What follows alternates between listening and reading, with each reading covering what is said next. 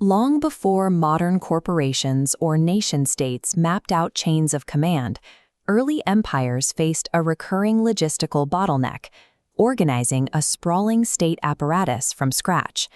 The Zhouli, or Rites of Zhao, functions as a rigid, comprehensive blueprint for government organization.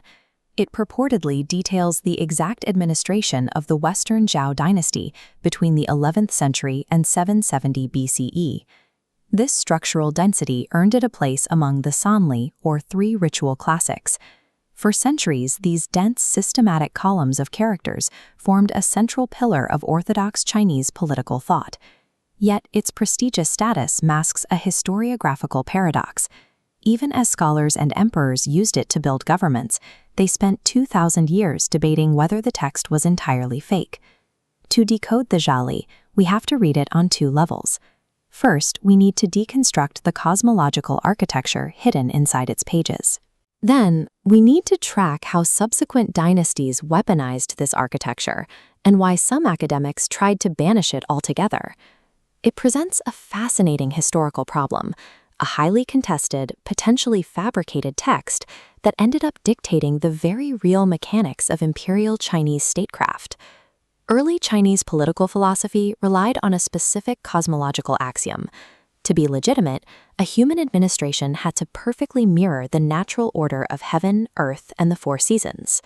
This animated matrix illustrates how the Zhouli divides the entire government into 6 distinct ministries, known as the Libu.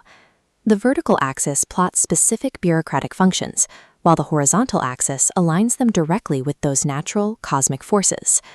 The celestial offices, or Tianguan, manage the royal palace and the core central government, using 63 primary officials. Beside it, the terrestrial offices, or Diguan, require 78 officials to manage local administration and oversee the education of the populace. The system then moves through the seasons. The spring offices handle religious rites. The summer offices oversee military warfare and communication. The autumn offices are responsible for penal jurisdiction and justice. The final section, the winter offices, responsible for public works, and its 30 officials, was actually lost to history. To complete the cosmic set, later editors substituted a different record of craftsmanship called the Caogongji. When you tally the primary nodes across all 6 ministries, the text assigns exactly 376 primary state officials, backed by an army of many thousands of subaltern secretaries, scribes, and attendants. By explicitly linking human bureaucrats to celestial and seasonal phenomena, the authors designed a cosmological engine. It was built to make the state's authority indistinguishable from the laws of nature itself. That algorithmic precision applies to the macrostructure, but it gets even more granular when you zoom in on the exact layout of a single ministry. Take the Chief Staff Manifest of the Celestial Offices. The power cascades from a single node, the Grand Steward, multiplying downward through 2 junior stewards, dozens of ranked servicemen, 12 scribes, and exactly 120 attendants. After mathematically listing the personnel, the text prescribes exact duties for the apex role. The Grand Steward is bound by the 6 constitutions: administration, education, rights, commandment, penalties, and works. These constitutions act as a vast administrative canvas. They provide the precise mechanisms needed to harmonize the various states, direct the officials in their duties, and correctly divide the populace. Reading the Zhouli is like reading the source code for an empire. It leaves absolutely zero ambiguity in the chain of command, isolating every civic duty into a highly specific, easily managed variable. During the former Han period, spanning 206 BCE to 8 CE, this theoretical blueprint moved off the page and became a highly effective political weapon. The usurper Wang Mang elevated the Zhouli into the official curriculum of the National University. He used the text's institutional weight to legitimize his seizure of the imperial throne. Wang Mang claimed he was simply re-establishing the perfect, universal order of the early Zhou kings. By aligning his new government directly with the Zhouli, he framed his usurpation as a righteous historical restoration. But tying a text so closely to a usurper carries extreme risk. Upon Wang Mang's Wang Valentin, the Zhouli was immediately banished from the academic curriculum. its reputation severely tainted by the association. It was only rescued from obscurity decades later by the later Han scholar Zhang Xuan. He wrote a high-quality commentary arguing that the text was an authentic Western Zhou relic, originally compiled by the legendary Duke of Zhou himself. Zhang Xuan's defense successfully restored the book to the canonical three ritual classics. However, it hard-coded a vulnerability into all subsequent Confucian scholarship. To accept the Zhouli, you had to trust that Wang Meng hadn't simply forged it to steal an empire. That vulnerability cracked wide open during the Song dynasty, between 960 and 1279. When the political reformer Wang Anshi used the Zhouli as a model for his new policies, his opponents subjected the text to intense academic scrutiny.